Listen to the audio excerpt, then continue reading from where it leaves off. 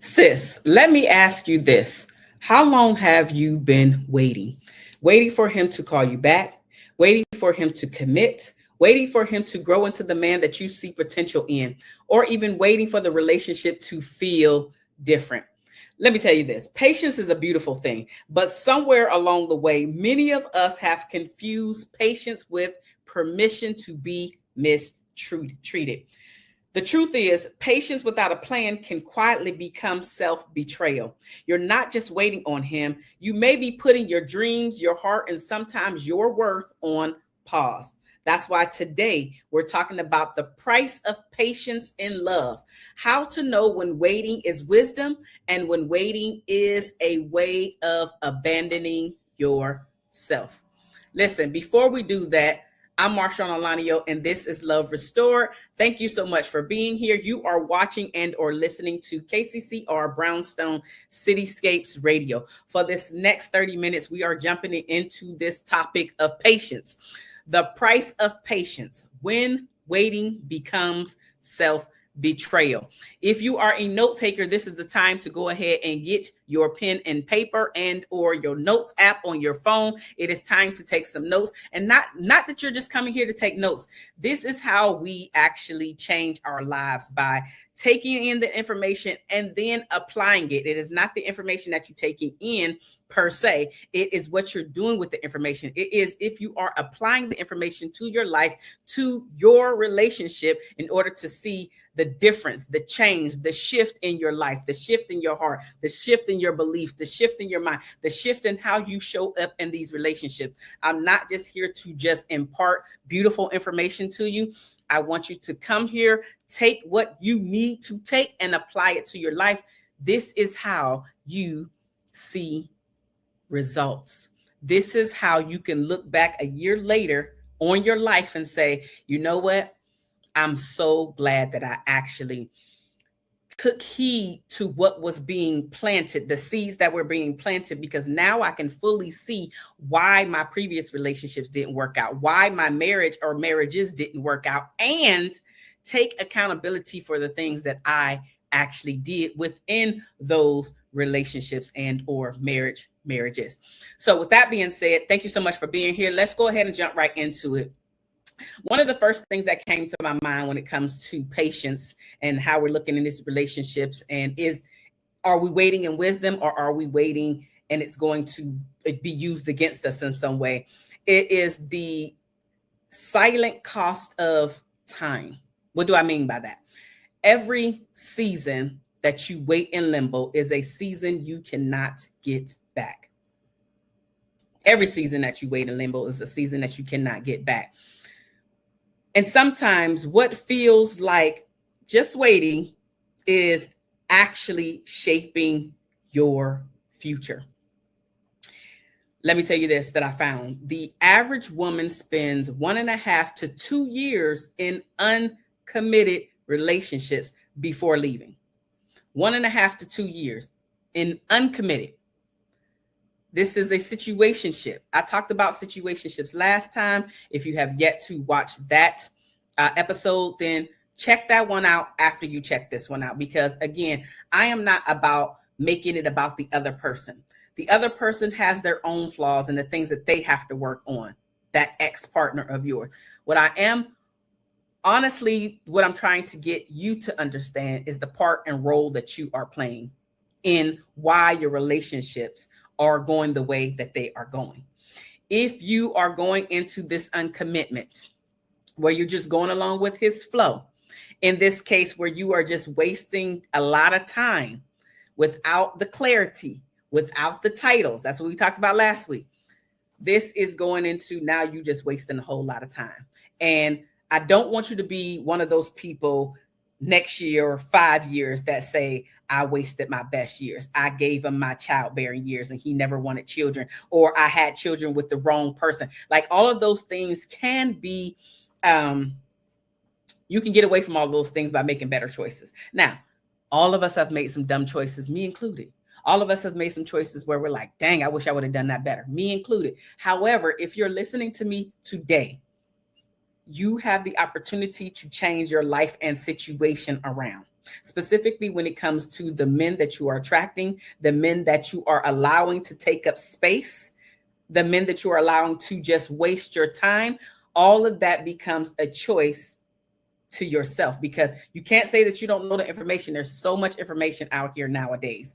Now it's up to you to take the information that you are receiving from podcasts like this or radio shows like this and apply it to your life. If things don't feel right, I talk about the intuition and the discernment as well as your gut feeling all the time. If something is not in alignment, it doesn't feel right, even if you can't put your finger on it, sis, it is time to make an informed decision. It is not just waking up highly emotional and saying that I want to move on from this person, from this situationship, without having some data. I talk about collecting the data, because that's exactly what you're doing when you are dating. You're not just going willy-nilly into these relationships or situationships and not gathering what you need. What I would rather you do is be very intentional about how you are dating so you can get the outcome that you want. It doesn't mean that you're going to get it per se, but what I mean by that is that you have a higher chance of getting what you want by having the clarity, by asking the tough questions, by not just wasting your time just to say that you are dealing with somebody today because you're scared to be alone tomorrow. Based off of how that conversation goes, you are standing in your knowing. You are showing up to say, this is who I am, not in a snarky way, not with a bad attitude, not an F you. It is. That's where I'm at. This is where I'm at. And if you're not here, as I said before, and I will keep saying, it is okay if we are not on the same page, but it is up to me, the person that is collecting the data. It is up to you, the woman that is on the date, the woman that is trying to ask the questions, the woman that is trying to gather the information. Even if he doesn't answer your question, you have still gathered information. Think about that. Even if you decide to have the what are we conversation, let's go there. What are we? Which, listen, let me just throw this out there. As the woman, I don't even think that this is a conversation that you should be bringing up, because after so many months and there is no title initiated by him, y'all ain't nothing. If you have to go to him because there is uncertainty in your heart and in your gut about who you are, y'all ain't nothing. And now it's up to you to actually move on or to continue on his program of nothingness. And I'm totally not saying do not go along with the man's plan. I am saying do not go along with the man's plan that doesn't have plans with you in his plans. If you're not a part of his plan, don't go along with his plan. Don't continue to be just his situationship. Don't continue to be his convenience for the day. And then, as I mentioned last time, 10 years, you give a decade of your diggity dog on life, only for him to, y'all break up for whatever reason. And then he's married within the next year.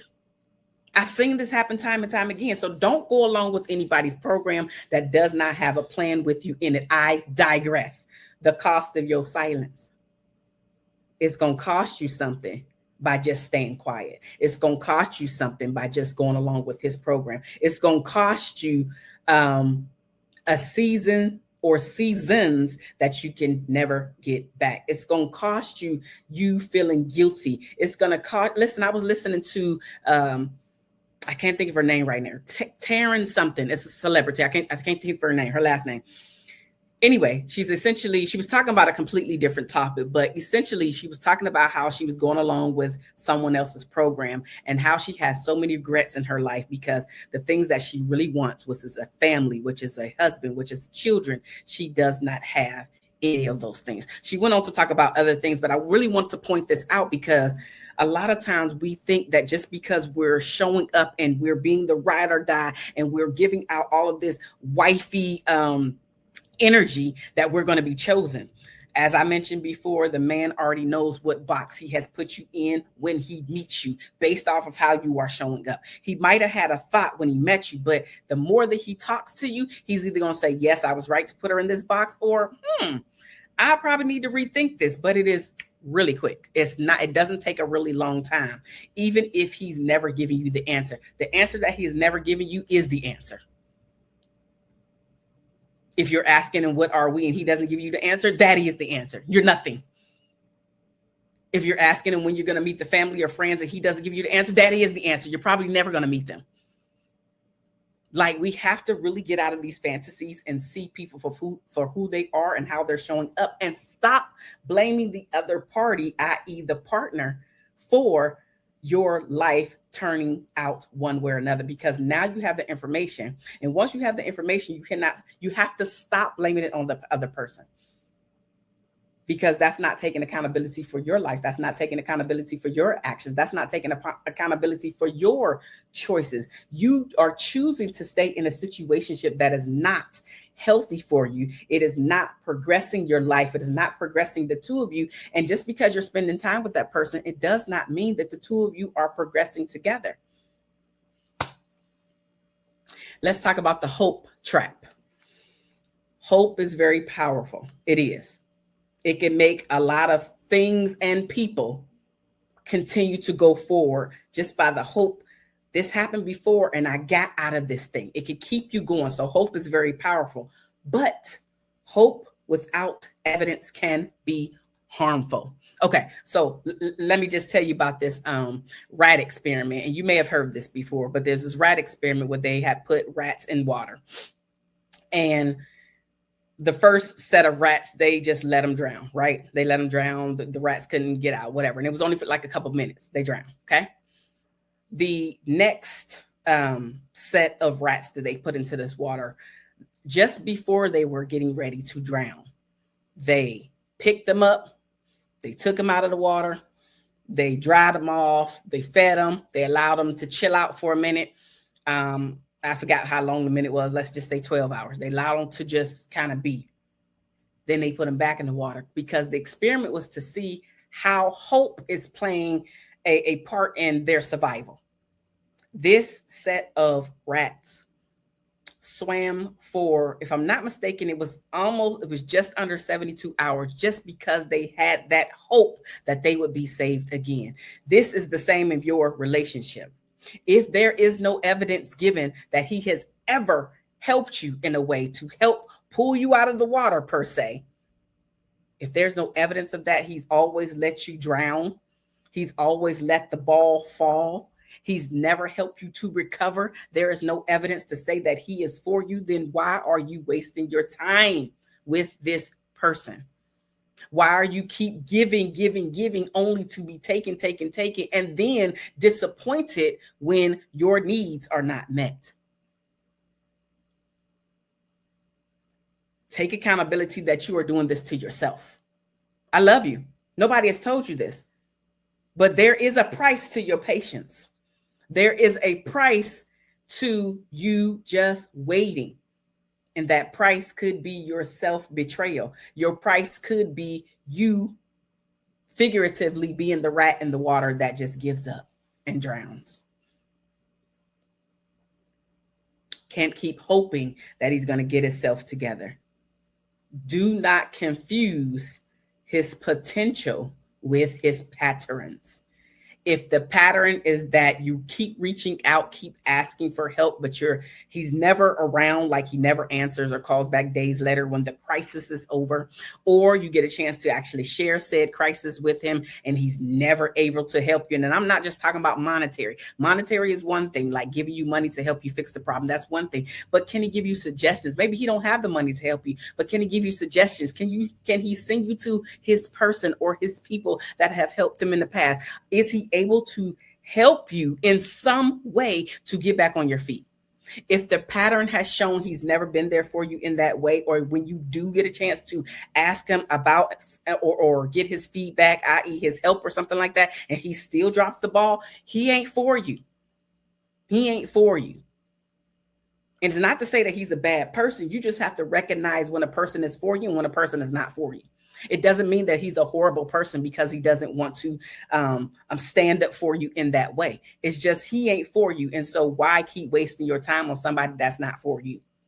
Why keep giving your energy to someone that is not for you? I recognized this a long time ago. I only want to be in rooms with people that want me in rooms with them. I only want to be in rooms with people that are actually feeding into me. It doesn't mean that they can't critique me, but by and large, it has to be more giving of positivity towards me with us in our relationship. This is friendships. This is familial relationships, and absolutely partnerships. Anybody can get thrown to the side. That's where I'm at, because I'm totally about my peace. You see this gray hair? It's not up here just for the play. It's not up here just for the play. It's up here because this is where my wisdom, this is where my discernment, this is where I'm not allow those patterns to keep replaying over and over again. These are my choices, the things that I want in my life. And if you're not in my life for a reason, it's because something is not sitting right with me when it comes to you.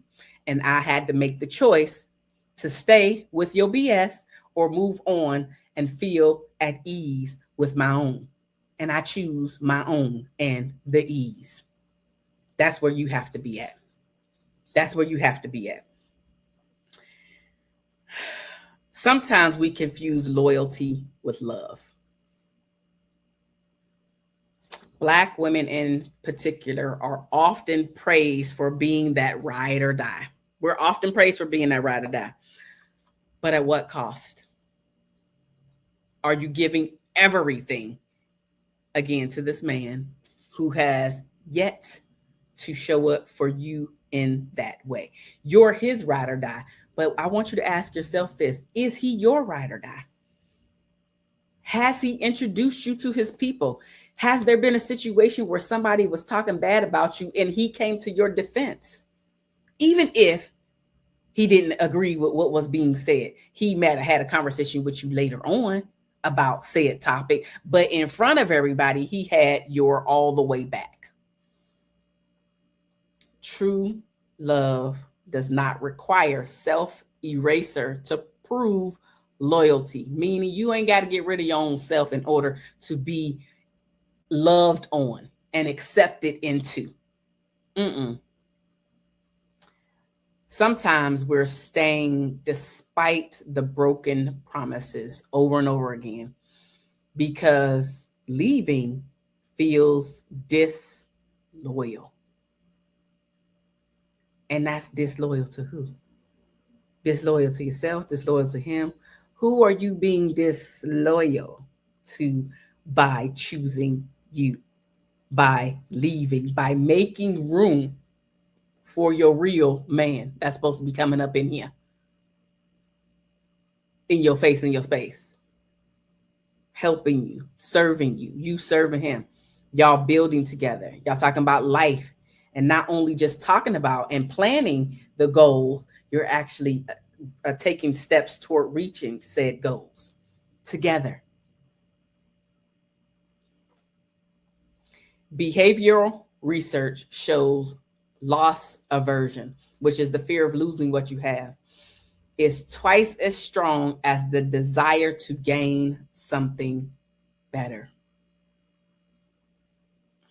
60% of women report staying longer in relationships out of obligation, not desire. 60%. I can't fathom that. That's more than 50% of women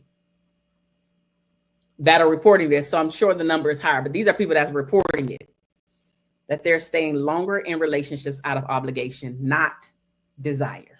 Why? Your time is going to cost you something. Your time is you losing yourself by staying there. Your time is your self-esteem crashing every day because of the things that you're deciding and choosing to put up with. The situationship that you're choosing to stay in, and or the relationship, because maybe you have the title, but you're deciding, you're choosing to stay in a relationship that is harmful to your health, that is harmful to your mental, that is harmful to your spiritual, that is harmful to your financial. One relationship that I was in, it was detrimental to my financial. And halfway through that relationship, I noticed the pattern. And I'm saying halfway because it's me looking back on it, right? Halfway through the relationship, I noticed the pattern where I was always giving. And I'm totally, if we are doing this thing together, it's a we thing because it's not necessarily my money, even though, yes, I'm making the money that I'm helping you with. Yes, I get that. But if it's a we, it's a we. But that's me, right? So halfway through, I noticed that it was me as always the giver, and he was always the taker. And one day I had to just wake the hell up. And I just made a clear decision. I wasn't going to be the giver no more. Guess how long that relationship lasts? It didn't. But I made a conscious decision because I wanted to see, was it just monetary, or was there some other things that were going on? When we start paying attention, we can't just jump off the bridge because we see one thing. I wanted to collect my data, just like I mentioned to you. Collect your data so you can make an informed decision when it's time for you to walk away and or stop doing the thing that is crushing your soul. What I noticed about that particular relationship was that my bank account was depreciating instead of appreciating. It was decreasing at a rapid rate instead of increasing. You're supposed to be helping me add to my life, add to my bank account, not depleting because you're here.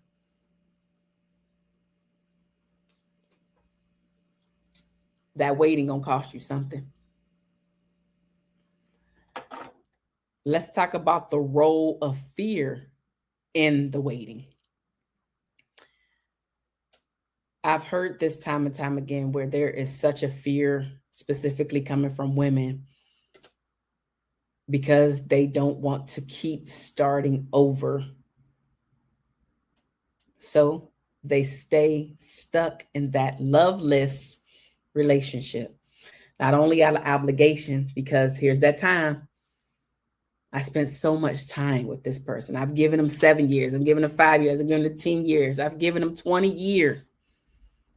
But all of it was wasted time, energy, and effort because the result is still the same. Whether you prolong it the 5 years, prolong it the decade, prolong it the 2 decades, the outcome is the same. Breakup or divorce. The outcome is still the same where you're no longer with this person. So why not end that sooner than later? Don't stay there out of obligation.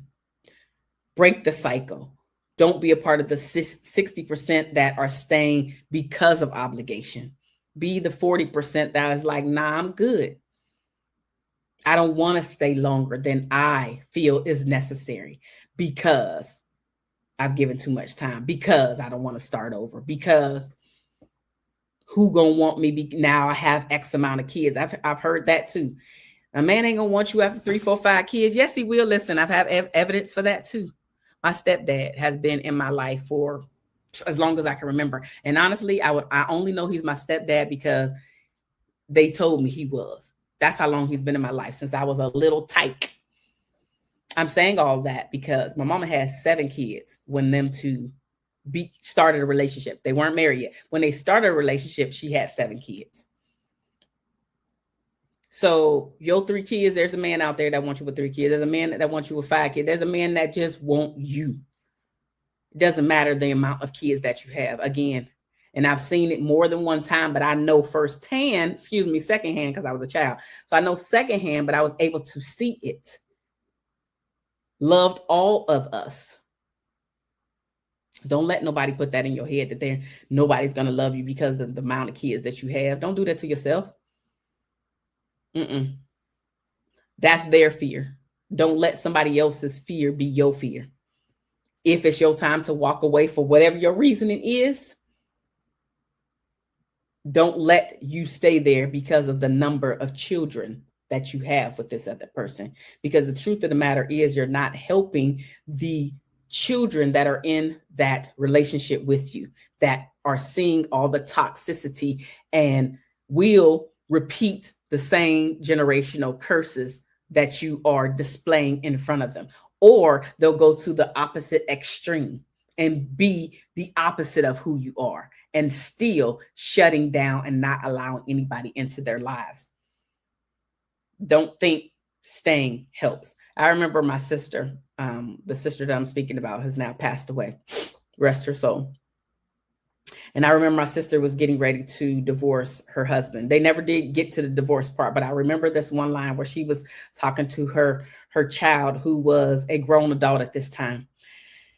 And she was telling him, "Hey, you mean your dad is getting divorced and whatever." And I know that they talked about more than that, but essentially my nephew's response was, "It's about time, Mom." Now, again, they still never made it to the divorce before she passed away. But hearing one of your children say it's about time, children know way more than we give them credit for about our relationships, about our marriages, especially the children that are in the same home. We could pretend, we could try to hide things. They know when you are not right. They know when the two of you are off kilter. They know when y'all are placating in front of them. Your waiting is costing you something. Is your waiting costing your children the potential life that they will have based off seeing your life? This fear creates these emotional handcuffs, which keeps you there. This is disguised as patience. As I mentioned before, maybe your example about the years being there is, I invested 5 years. I can't start over now. Well, yes, you can. You still breathing. You can start over. It's just a matter of taking that fear out of it. It's not to say that some things aren't going to be hard and there's some other things that you wanted to do. And there's a lot of death that comes with the ending of a relationship, because there is the death of the partnership that you got to think about, right? There's the death of the in-laws, especially if you had a great relationship with them. Even if you didn't, there's the death of the in-law. And I'm specifically saying the ones that affect you in a way like, man, I don't want to lose them that way.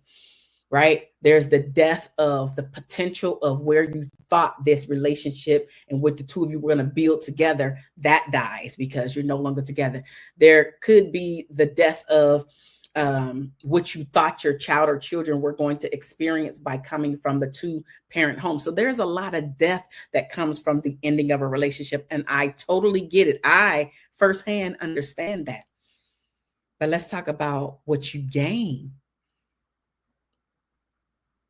after you've gone through your grief process, right? What you gain is clarity. What you gain is peace. What you gain is your joy. What you gain is your happiness. What you gain is you back, front and center. Front and center. The waiting is going to cost you something. Lower self-esteem the more that you stay around. Confidence is shot the longer you stay around. As I mentioned, your finances could be shot the longer that you stay around. Your mental, you being sick constantly, like that was another thing that I had to deal with. I didn't know how to a correlation or a connection, which is just the common cold. How often are you sick by just being in this relationship? I remember I was sick all the time, and it really baffled me because I was never a sickly child. So I'm like, why am I always sick in this marriage?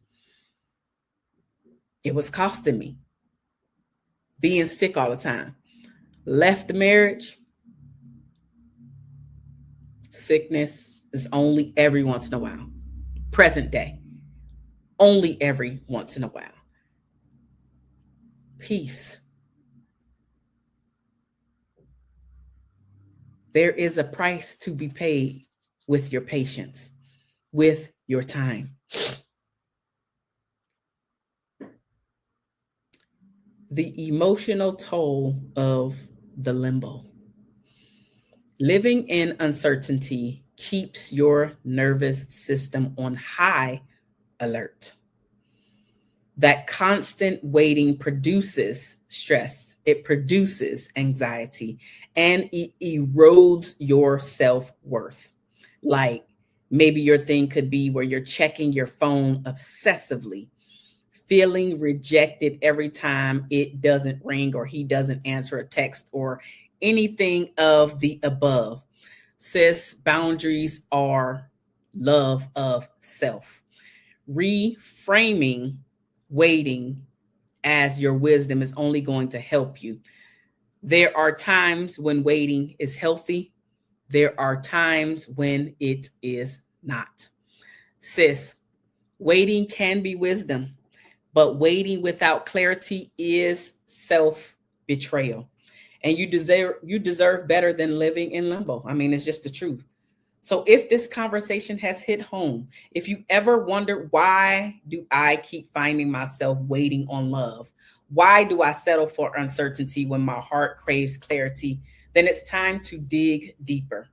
Take my free quiz, What's Blocking You from Being Soft in Love? It'll show you the hidden patterns keeping you stuck and how to break free so you can have the love that you truly deserve. I'm Marshaun Olaniyan. This is Love Restored, KCCR Brownstone Cityscapes Radio. I love you guys, and there's nothing that you can do about it. And I will see you in the next episode. Take the quiz today to find out what's blocking you from being soft in love. Bye now.